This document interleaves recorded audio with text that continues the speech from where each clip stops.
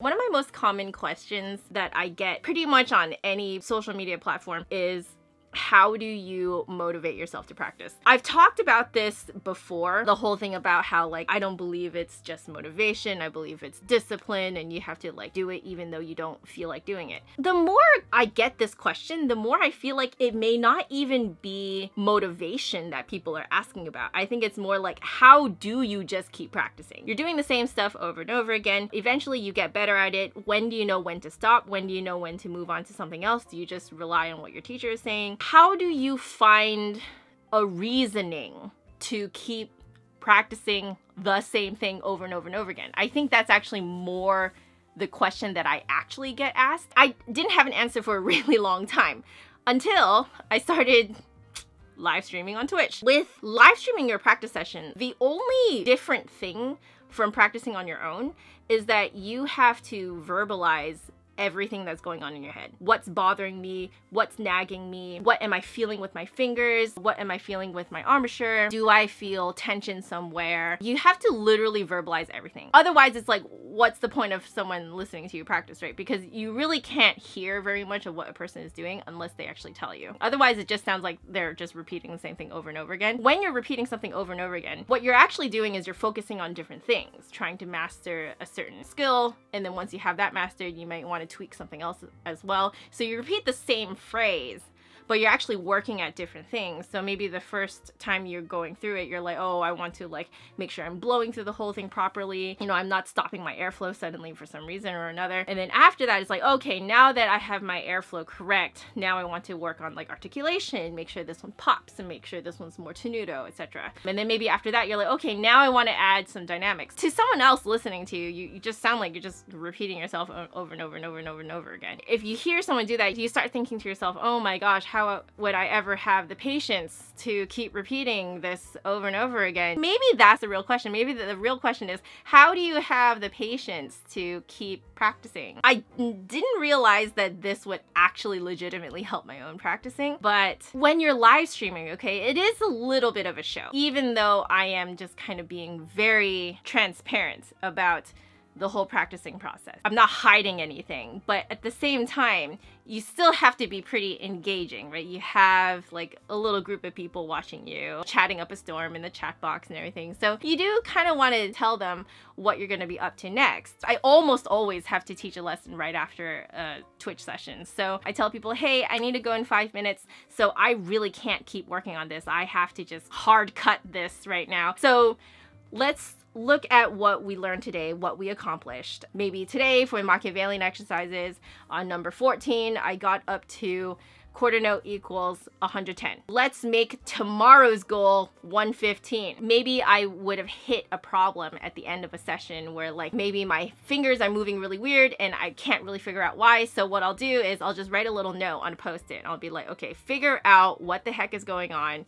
when I play this certain note and I feel like my fingers are wigging out. I recognize what the problem is, but I just don't have time to fix it right now. So I'll fix it tomorrow, or at least I'll try to fix it tomorrow or make some strides in it. At least I never try to expect that I will 100% solve a problem within one session. That's not how practicing works. I started doing this thing where at the end of every session, I would tell people what I was wanting to do in the next session. And you know what? The weirdest side effect from that was that every time I went back to practicing, I had a lot more drive to get right into what I was doing the day before. Writing down what I wanted to accomplish the next day based on what had happened in the previous session was a huge motivator in practicing. Technically, it is the same thing. I'm still practicing number 14 from the Machiavellian exercises in the Trevor Y book. It's still the same thing, but I have a different goal. I think that's the key there. Every session should have, at the very least, a more advanced goal from what you were doing before, or a different goal. There should be different things you're trying to do with each session. That has been hugely helpful for me. The thing I found to be very boring about practice sessions prior to doing it this way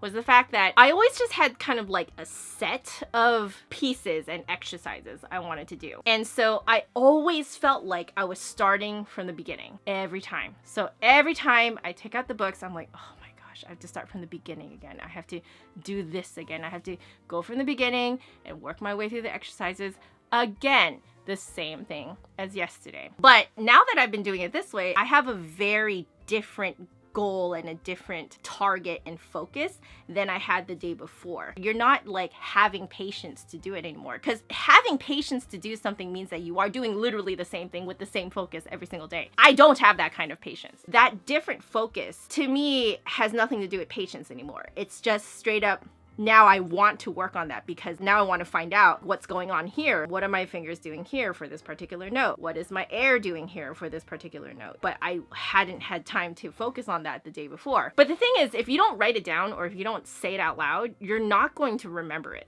That's the other thing. Part of the reason why I kept starting from the beginning was because I couldn't really remember where I last left off the day before. I just remember getting really tired by the end of the practice session and then just kind of like shutting my books, and that's it. I implore you to write down what you accomplish in your practice session at the end of your practice session, and then based on what you see, it's very clear what your next step should be. I cannot even tell you how incredibly clear it is once you write it down, and you'll have so much more motivation to go in and figure out that thing that you have basically left as a cliffhanger for yourself. I find it to be super exciting when you plan your sessions that way. So you're not doing long-term planning. This is actually very short-term planning. It's good to have kind of like long-reaching goals, but I think what we often forget about are the short-term goals. This is especially important for goal-oriented or event-oriented people, both of which I am. I'm not a very time-oriented person at all, naturally. The only reason why I get things done on time is because Google Calendar tells me to. If I were to treat my practice sessions as a time-oriented person, I get absolutely nothing done. And I have done that before. I've done the whole like, let's do 15 minutes on tone, and then 15 minutes on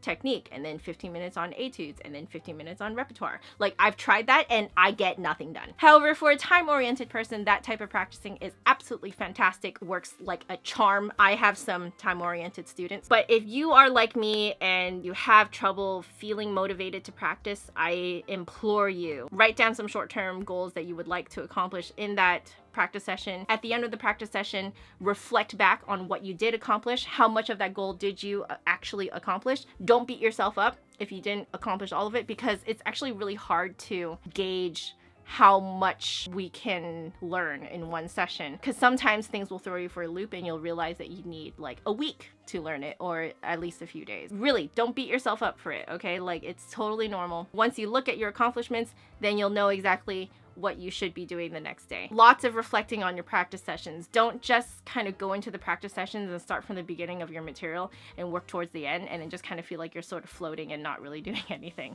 Don't let yourself stay there. I let myself stay there for way too long, and I feel like I wasted my time and my teacher's time a lot. Live streaming was the only reason why I'm doing this now, and I'm just finding it to be the most helpful thing.